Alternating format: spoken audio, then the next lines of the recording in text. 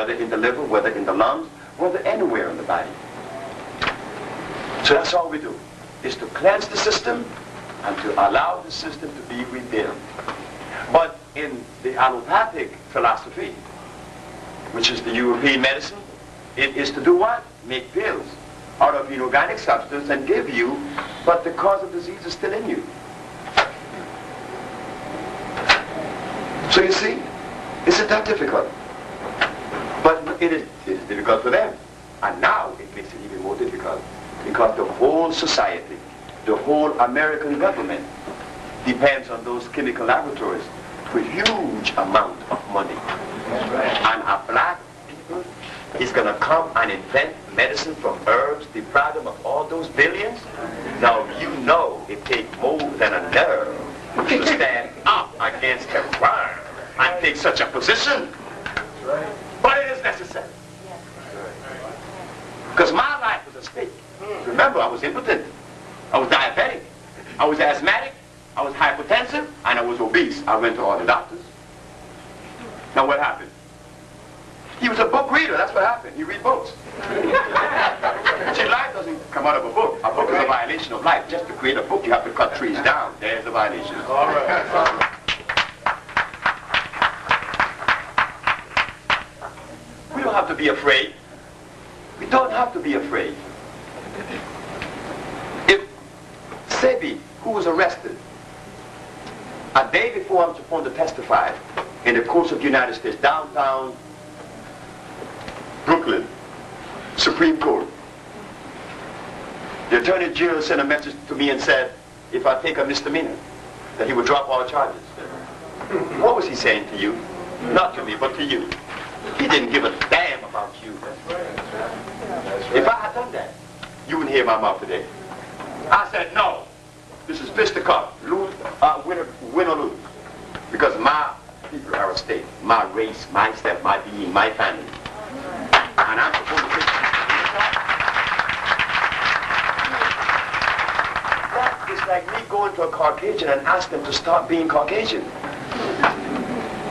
That's an imposition. Or to have the Caucasian race to implement in their world things that belongs to our world. That's an imposition. That's a violation. Give respect. We learn to be obedient. A zebra does not ask a horada, how come you don't have stripes? Nature made him with stripes. It did not make a horada with stripes. But they're both equitable. See, we have to begin to understand what it is to be different. Not better, not worse, not superior, not inferior, because you're not inferior to anyone. We just happen to play a unique role, a role that I will explain right now. A bird or plant, you go to get what mineral? You see? Iron. Sure. Meaning that the predominant mineral is iron. But then we go to the dandelion. Or just take the shade grass. Shade grass. What you go to that for? Calcium. It's coded to ingest calcium. So the black race is coded the same way like the plants. Look at the eagle. It eats meat. Not the quetzal. It doesn't eat meat. It eats seeds because it's coded. The flower of the burdock is what? Red, purple, and white. But that of the dandelion is what? You see? But which one is better? They both serve their purpose. So what is this thing about? I have to measure up to a white man. Man, I've got to measure up to nature. Right. I'm better. Because right now, we happen to have the ingredients that would maintain harmony and peace on the planet. The black race. Why? Because we hear that the Japanese have the best cars, right? They make the best cars and the best cameras. Well, what do we make? All right. We make the best medicine in the world. The black race again. You see? When we thought that we had nothing to offer, we have the best medicine. We cure AIDS. So who does the world have to depend on now to cure the diseases? The black race. But if you sit in your chair and separate me from you and say that man over there say the cure AIDS, then you know what you just did? Condemn yourself. You have just condemned yourself because I'm you. But look what it would do if we all were to come together and say, well, hold it there now. Since these people at Usha is curing AIDS, isn't it our duty? Isn't it our duty to support that entity? Not me. You're not supporting me. Because hey, I have a piece of land in Honduras that bear you have seen. All I have to do is go sit down on it and drink the water and plant my stuff and sit there. You can't hurt me. But if you negate this entity today and walk up with criticisms, just remember that the criticism is not on us, it's on you. Because there are many people in this. I'm going to show you something. Annette told me one day of a lady here in Harlem that was very sick. And I went to see her somewhere in Harlem. She's in a bed, can't get up. I gave her the compounds. It took me $25 in the cab to get there, $25 back, or $20 back, which was $40.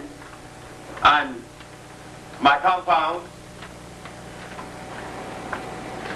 she said to me, how much I owe you? I said, you owe me $250. She said, well, I'm on a fixed income. All I have is $5. I said, I know you're right, but I don't want your $5 because you need that $5 more than me. But how many of these ladies are in Harlem? All right.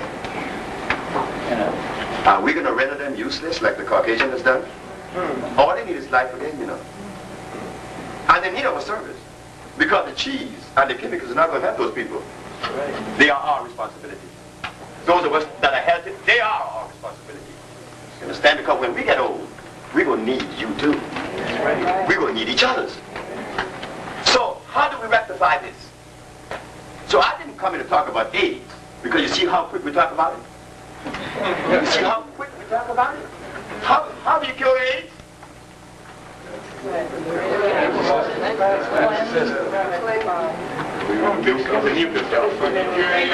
So big deal. You see what I'm talking about? It took 2 minutes for, as they call those niggas, 2 minutes. But NYU have libraries bigger than the building that I occupy and cure AIDS out of. Books on medicine that would, look, if we would fill this room. And it's still doing research, but in 2 minutes here, we, the son of those African people. African people. I hate to call them that, because I don't deal with that, but our parents from that continent, that they call Africa. Right. We are their children. So if with 400 years of eating meat, and eating cheese, and eating salt, we are able to cure AIDS after 400 years of violation? I mean, look, we have got to be some kind of monsters, isn't it? So we are doing that, the black race. So we have to get back on the business of taking care of ourselves the way we always have. We always did. Nobody could take care of us better than we can. Who could do that? Why would we even put that responsibility on someone else? Why would we even entertain that? I mean, that's a violation. Look at what you're doing. Look at what you are doing. Expecting the Caucasian to help you in your health state?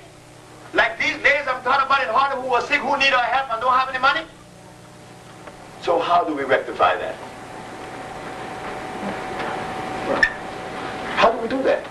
It's only me and my wife, Annette and Lori and a few others, Marjorie and Judy and a few more. Just a few people have taken on the whole weight of this thing.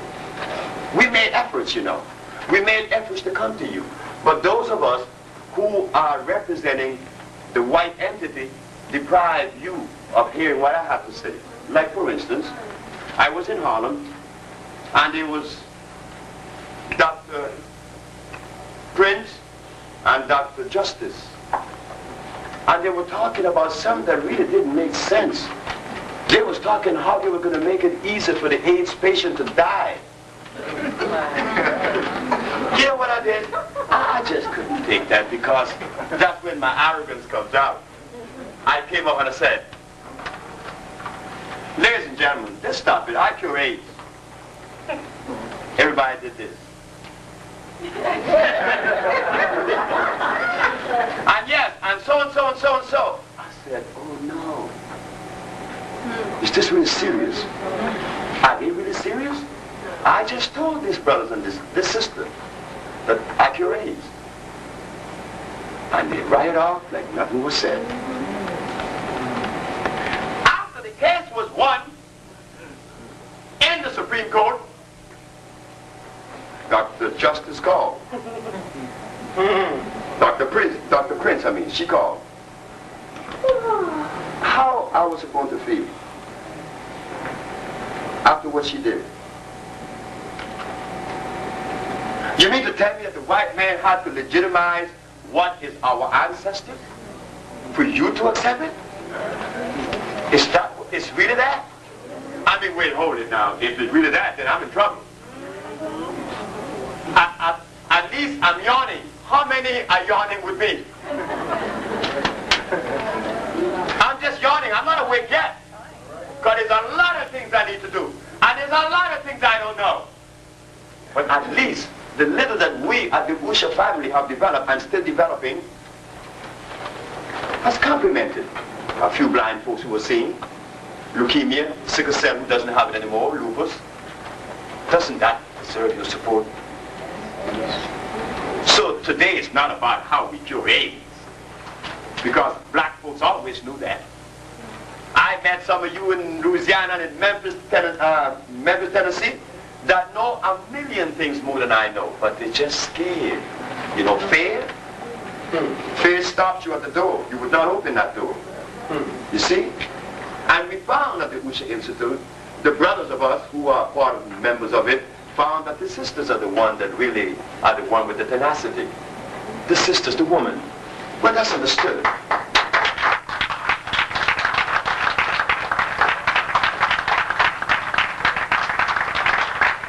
I am the only male that is in the operation of this institute. I am the only male. They make the stuff.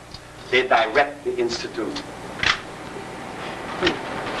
And since I'm talking, and I'm sick of talking, because after you talk, and you talk about talking, then what? You know, I never liked, look, I'm going to tell you the truth, and this is the God in heaven truth. I was never gravitated towards men like the war. Never. I would never think of that. But men like George Washington Carver, yeah, that's the aspect. He was doing something. He wasn't talking about talking. Men like Booker T. Washington, men like Garvey, that's who I respect. They were doing something. About the other talkers and book readers, I mean, we had enough of that, right? I mean, I've been here for 35 years, and we have read all the books there is to read. But we still, after we read the book, we put the book on the shelf. But now we have some work to do. And the work that needs to be done is not in those books. Not one of them. They cheated us, they taught. I know I didn't spend my money. Because like I said, I didn't go to school and I don't read books.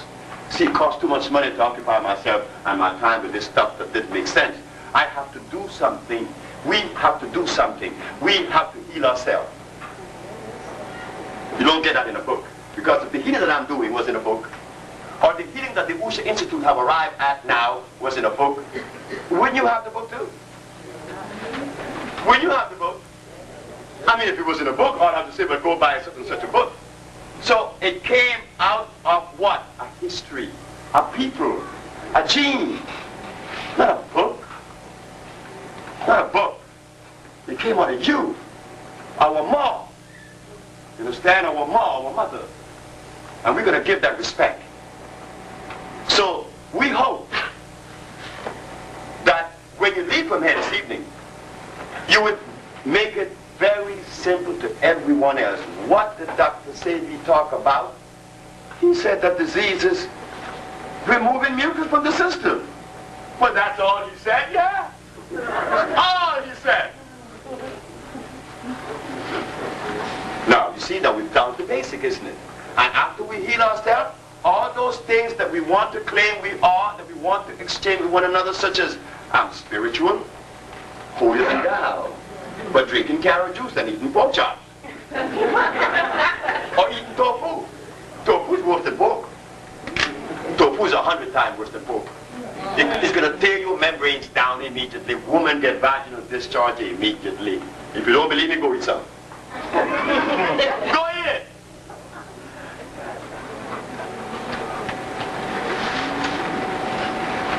You see? We need you. We need you. And you need us. Like, you know how we felt when the African government of Uganda came and sit with us? I mean, that was like, wow. That is where you really feel your usefulness, isn't it? That you're useful to your family. You're not in the position of healing because it is something that you want to relish on. Because most people tell me that some people envy me. Well, I wish that I could find someone that I envy. In fact, I do envy a man. He's in St. Croix. He does know how to read and write, and he's very healthy. I wish that I didn't know how to read and write because it said that I was less impregnated, isn't it? I was less molested. This man does not know how to read and write. And he don't even, when he receives a letter, he gives it to someone. You want to read that for me? Tell me what it says. And he's not embarrassed. He's using you to read this garbage. Whatever this garbage, it has to be read.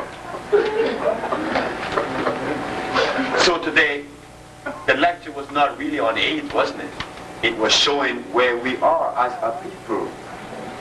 Whether we're Muslims, whether we're Christian, whether we're Buddhists, whether we're Shinto, we're brothers and sisters, came from the same gene of Africa, isn't it? Right. So we have to go back, and now we have the greatest gift. Remember what the prophecy said? That Joseph was taken to Egypt as a slave, and then he became the king? Well, I don't know if we want to be kings, isn't it? Because what does a king do anyway? He sit on a throne. I often wonder, when did it become necessary in the African chronology that we were supposed to be kings? You know, we hear people say, oh, well, we were kings and queens. But just a minute, just stop it. Here is a bunch of people made by nature, naked in the forest. And he said naked, not natural, but without no clothes. His balls are hanging, and he's a king. Now, what is it that this king is going to do for us that we could not do for ourselves? So what in the devil are we talking about? The word king, that's not even black. That came out of Europe, isn't it? Ah, but we go around saying that we were kings and queens. What does a king do? I mean, I never thought it. I mean, where it was useful? A king. At least as a healer, if we all become healers in here today, then we could all march back to Africa and say, just go heal mama. And get out of it.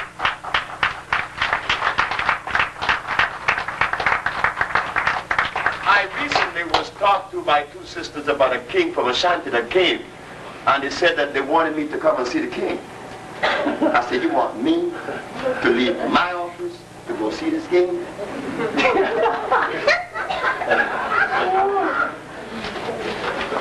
The man is bloated up. He's sick. I could look and tell his eyes were very puffy. He had diabetes. He was loaded with fluid. I said, that man, the only way he would be healed by me is he crawl up these steps. You see, kings. I left from Brooklyn to see the lady in the bed. But she was no queen. She was just like me, the underdog.